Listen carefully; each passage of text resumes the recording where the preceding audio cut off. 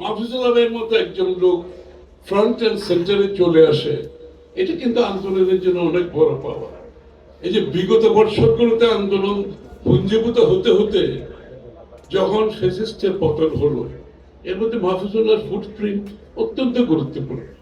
এই জুলাই অগস্টের আন্দোলনের পরে আমরা অনেক কিছু দেখতে পাচ্ছি, অনেককে দেখতে পাচ্ছি, কিন্তু আসলে জুলাই অগস্টের আগে যে ফাউন্ডেশন এই আন্দোলনকে যে কালমিনেট করে এখানে আনার পেছনে যে জনমত সৃষ্টি করে বাংলাদেশের মানুষের মধ্যে যে স্বৈরাচার বিরোধী ক্ষোভ,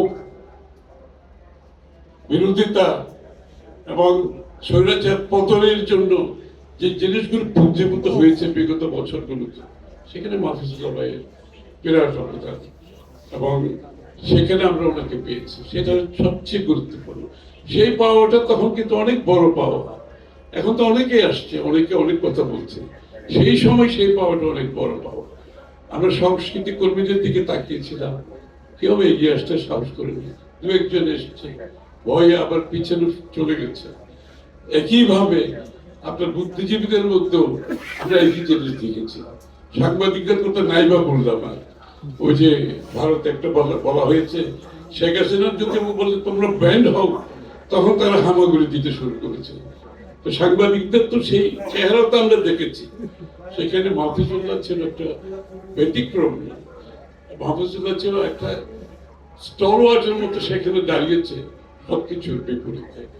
তো আমি বক্তব্য দীর্ঘায়িত করবো না, ইতিমধ্যে অনেক বক্তব্য এসে গেছে। মাহফুজুল্লাহ ভাই sense of humour, we should celebrate him really. উনি তো সেলিব্রেট করে একটা লোক, তার সেন্স অফ হিউমার একটা লোকের কত গুণ থাকতে পারে। মানে মাহফুজুল্লাহ ভাইয়ের সাথে যদি একটা সময় কাটাতে হয় ইভিনিং এ, মানে there is not a boring moment. তার সেন্স অফ হিউমার কিন্তু অপূর্ব ছিল, হাসি খুশি সবসময়, জোকের মধ্যে বিভিন্ন। এবং আমরা যখন একটা জোক আমরা সবাই সবসময় করি, আমরা মাঝে মাঝে দুপুরে আমাদের সারিনা হোটেলে খেতে বসতাম মাহফুজুল্লাহ ভাই সব।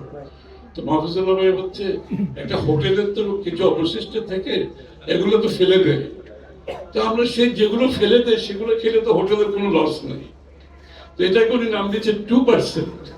বলে চলো আমরা আজকে 2% করি, অর্থাৎ হোটেলে গিয়ে আমরা খাওয়া দাওয়া করবো, ওটা এমনিতে ফেলে দেবে যেগুলো, সেগুলো আমরা খেয়ে আসি।